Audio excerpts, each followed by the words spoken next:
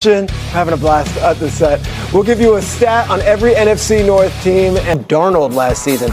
Sam Darnold had 4,319 passing yards, fifth in the NFL. He had 35 passing touchdowns. And yet, they said, we're moving on. They're sticking with J.J. McCarthy, the first-round pick from a year ago.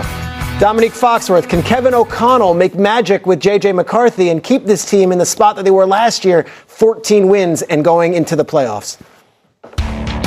Well, I think he can make magic with J.J. McCarthy. 14 wins is a lot to ask. It's tough to pull off. I do think that it helps that you have another J.J. out there in Justin Jefferson, where you can throw the ball, as Harry pointed out early, just in his direction, and you're likely to have good things to happen.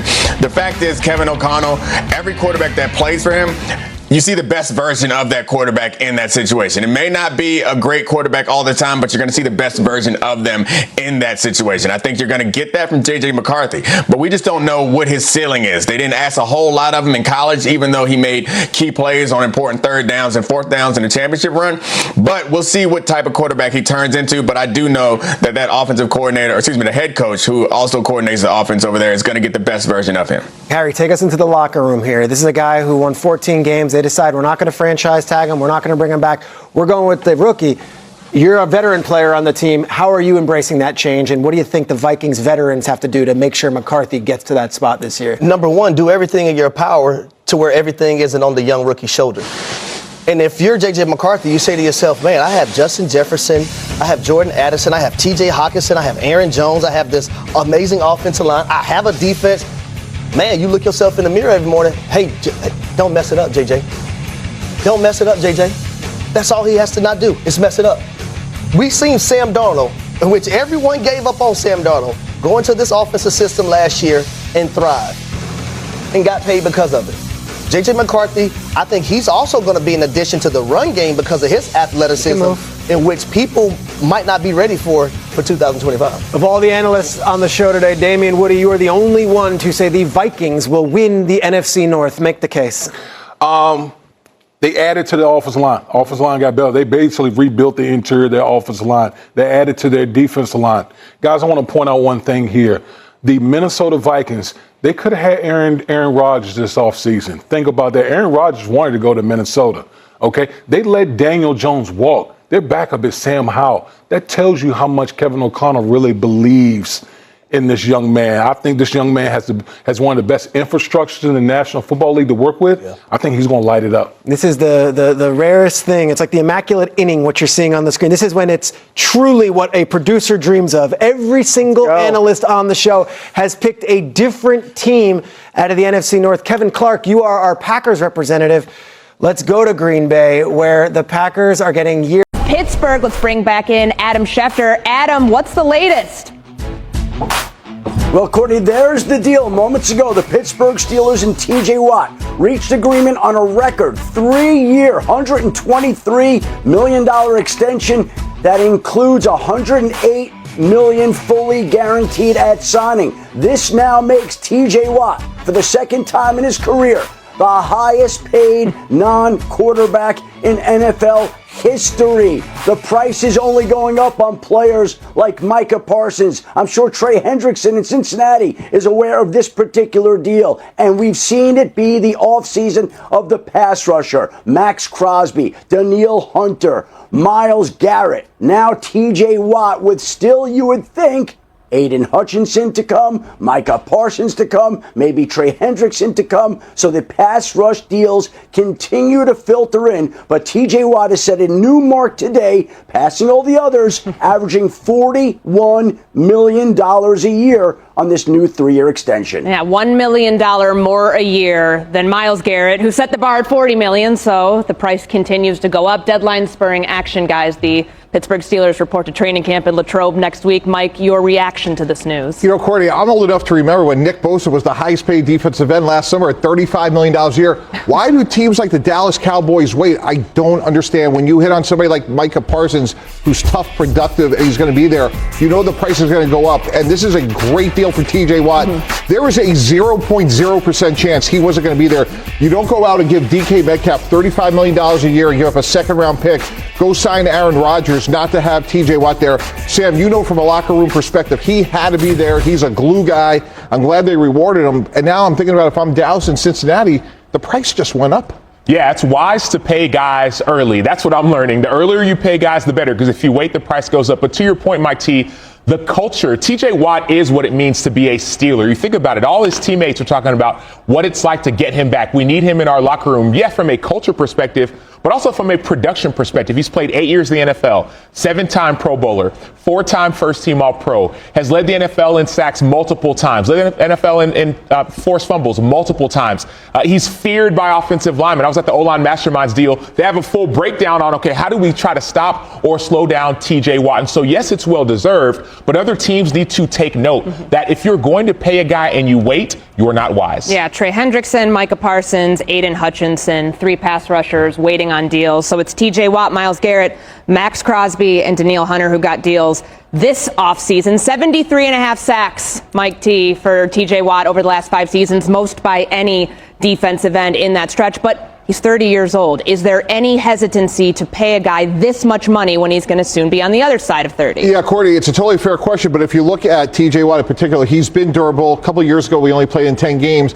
And when you look at some of the moves they made, they traded for Jalen Ramsey. They had to give up Minkah Fitzpatrick. But when you have concerns about a secondary, the best way to mask those concerns is to have somebody like here at number 90.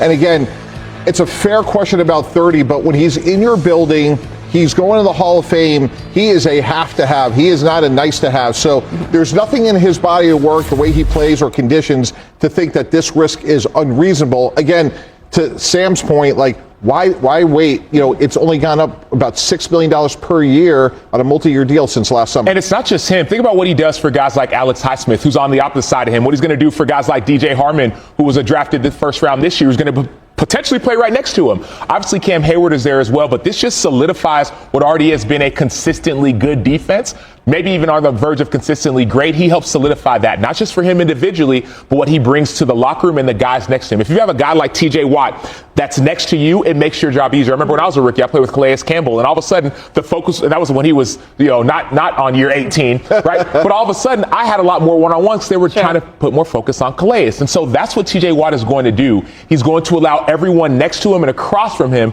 to be that much better. So another all-in move for the Pittsburgh Steelers. I want to bring Adam Schefter back in here because we have seen edge rushers, wide receivers, these 2 positions specifically get paid this offseason. What is the sentiment around the league about some of these recent deals?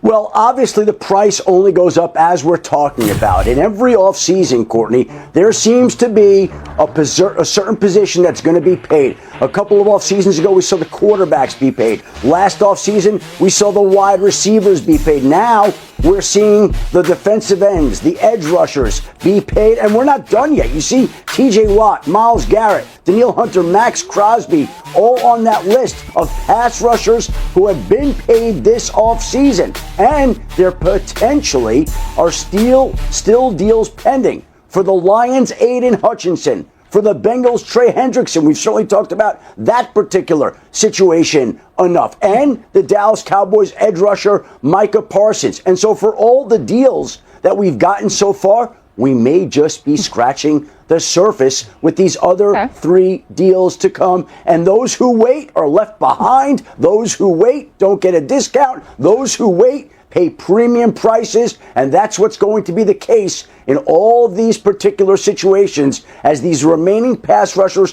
who haven't gotten paid this offseason now look for their new deals with training camps opening in the next week. I believe the saying goes, today's price is not tomorrow's price. So Dallas, Cincinnati, and Detroit, what are you waiting for? I want to ask you, Mike, though, about Trey Hendrickson, because of those 3 names that Adam mentioned, and we showed you up there on the board with some of the other non-quarterbacks who are yet to be paid and those who have gotten their deals.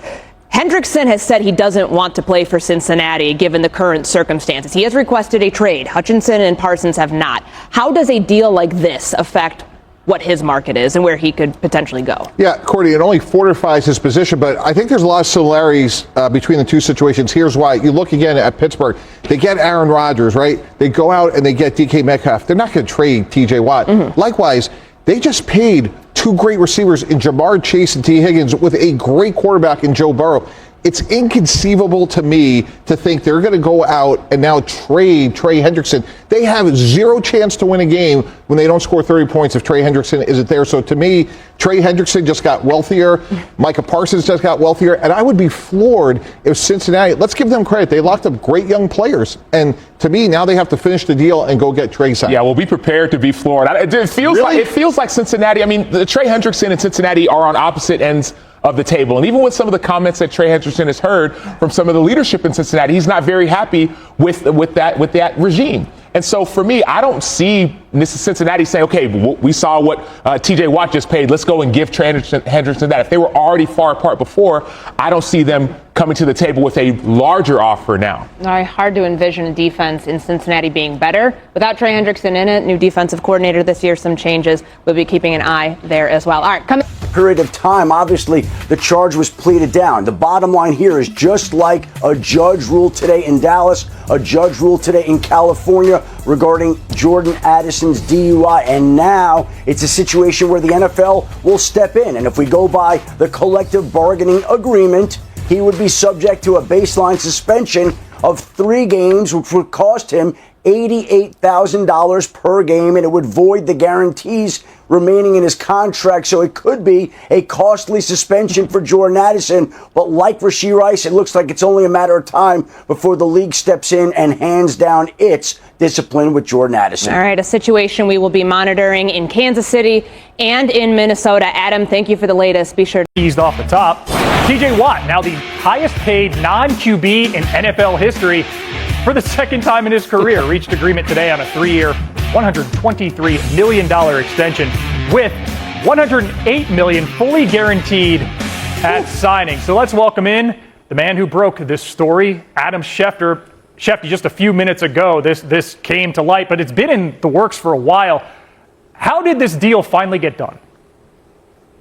Well, Phil, this was a priority for the Pittsburgh Steelers. And in an offseason where the Steelers have been about as busy as any team, signing Aaron Rodgers and trading George Pickens and Minka Fitzpatrick and getting back Jalen Ramsey and Jonnu Smith and DK Metcalf, with all the moves that they made, keeping TJ Watt was a priority. And it was up to these two sides to figure out a way to bridge their differences from the time that TJ Watt declined to show up at mandatory minicamp last month and incur $107,000 worth of fines that today seem rather insignificant. And there you see the numbers and where it places him now as the highest paid non-quarterback in NFL history. It's been the off-season of the pass rush deal, and we've seen plenty of them with TJ Watt, Myles Garrett, Danielle Hunter, and that may just be the start of it as well. Well, Shefty, 2 pass rushers who are still waiting for a deal are Trey Hendrickson and Micah Parsons, and I'm sure their agents noticed this deal and started licking their chops. So how might those potential deals be affected by what Watt has done?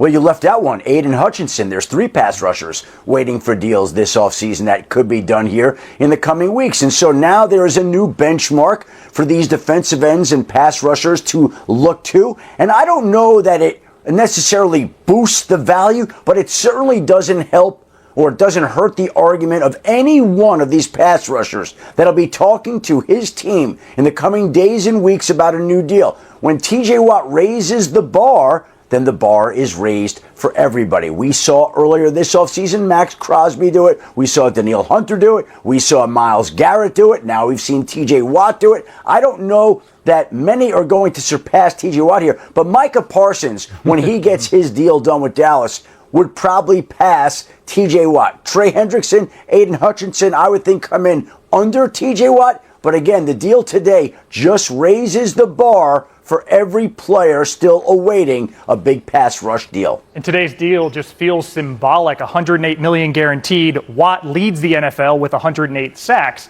since he joined in 2017. Adam, we have disciplinary news elsewhere in the AFC. Chiefs wide receiver Rashee Rice received receiving room. The Cowboys reporting to camp on Monday. First practice in Oxnard coming the next day. When will a contract extension come for Micah Parsons? Better believe the 26-year-old defensive nightmare was keeping a close eye on those extension talks for TJ Watt in the Steel City. A rising tide lifts all boats. And a rising floor for elite pass rushers, you'd think, would have to lift Parsons' number as well. This is what he had to say, did Micah Parsons. We obviously wanted to get done early. We want that relief off our backs, but obviously ownership is always going to make it drag out, make it more complicated than it has to be. Lack of communication in that standpoint. But, I just always say, God has me this far. He ain't done with me yet. So, I just keep working, keep going. They're in.